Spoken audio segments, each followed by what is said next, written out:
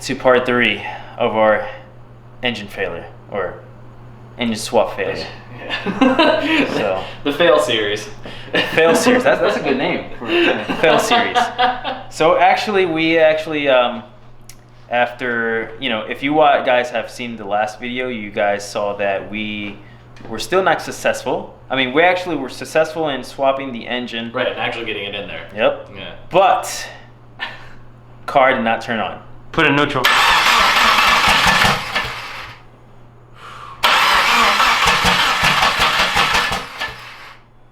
So, after a lot of research that we did, we had all of our vacuum lines. Yep, everything.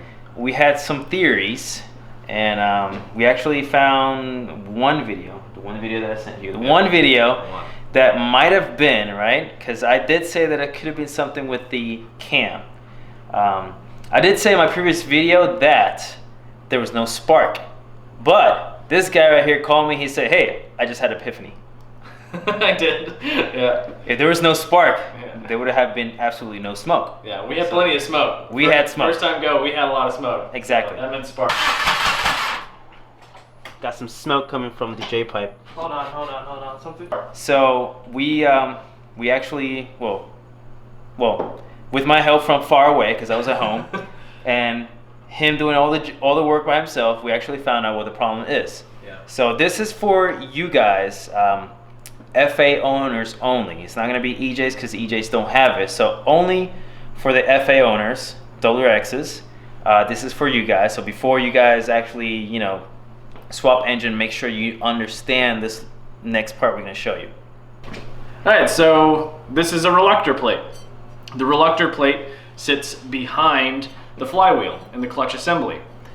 And I actually have another engine. We can show you exactly how this is supposed to be.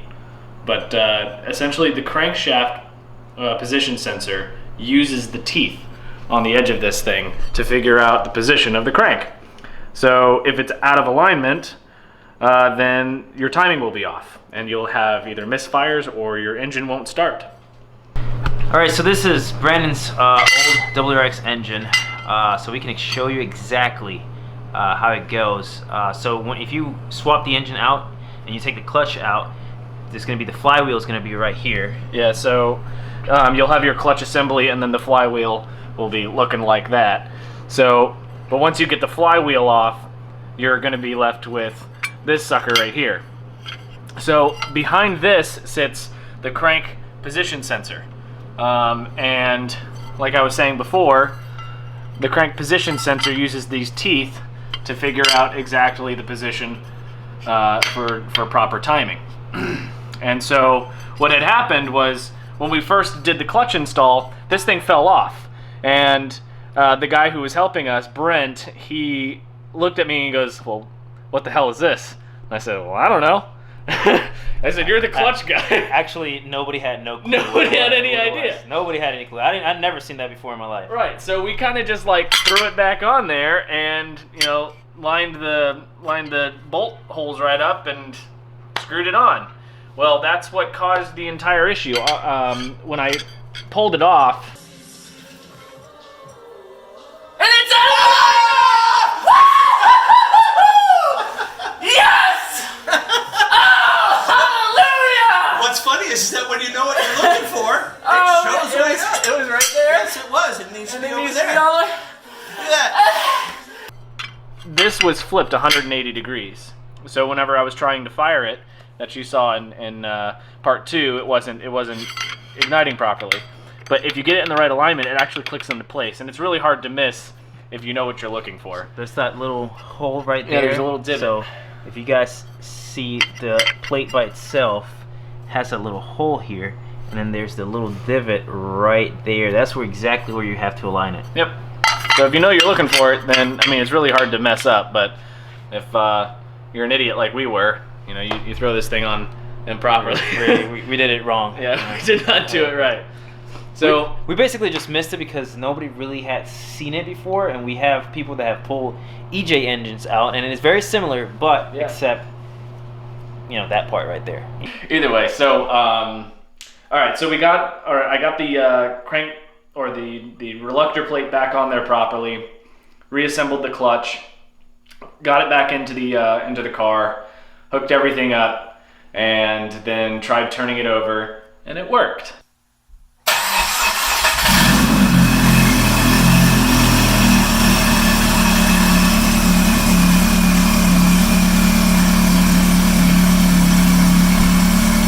Hooray, there was a lot of celebration.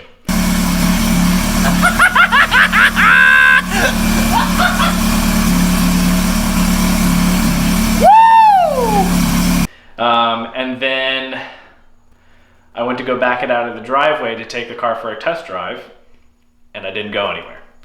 And I kind of just like sat there and slumped my head, because immediately I was like, well, I messed something up when I installed the clutch this second time. And so I was kind of at a standstill at that point. It was late at night. So woke up the following morning, messaged these guys and told them what was going on. There were a bunch of theories. I ended up calling a local shop. I told him what was going on, and he goes, well, I'm pretty sure you messed the transmission up. And I went, oh, God, please no. That's an expensive job. So I got home a little early that day from work and started getting to work immediately.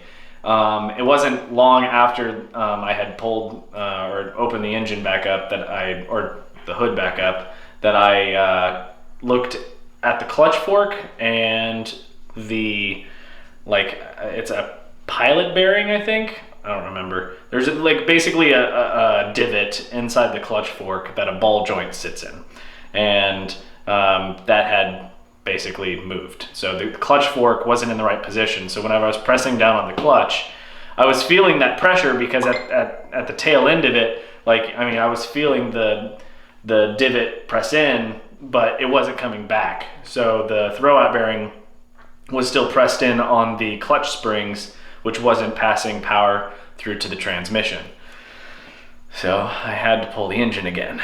Let me tell you, this guy pulled that engine out, in and out, probably like 10 times already. If you need someone to pull your engine, that's your guy. You could probably do it in 15 minutes now. I didn't know how to do it the first time, but now... Yeah, nobody knew. But now, I think this guy became an expert, pulling it so many times. I mean, that third time I had to do it all by myself, because I didn't have any of these guys to help me out. So look, this guy does it now. All now. Now we're not idiots anymore. Well, I might still be an idiot, but now this guy's not an idiot. I'm still an idiot, but I'm an idiot that can pull the engine.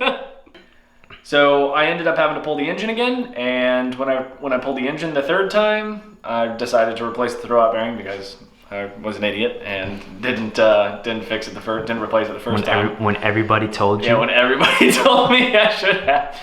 So ended up replacing that, got everything reassembled, was really careful this time about making sure the clutch fork didn't shift when I reinstalled the engine, hooked it all up to the trans, tightened everything down, and wouldn't you know it, I was able to drive it. So went on a little test drive, and everything's working. So it sounds great, motor's performing well, and tonight I will be completing a tune with Mr. Mikey Body. So what do you guys think? I think it's moment of truth, right? We need to actually hear the car start up, right? I mean, last time it was just some cranking and a bunch of misfires probably, and a little bit of smoke. But we gotta actually listen to the car start up. Woo, it's the new. All right, so there you guys go. Motor completely assembled and put on. Everything is good to go, even though he had to take it apart a million times, but we got it all in. Or I mean, he got it all in, because I didn't. Well, maybe the first time, but not the other 10 million times. But it's good to go. So let's hear this baby purr, All right. Ooh.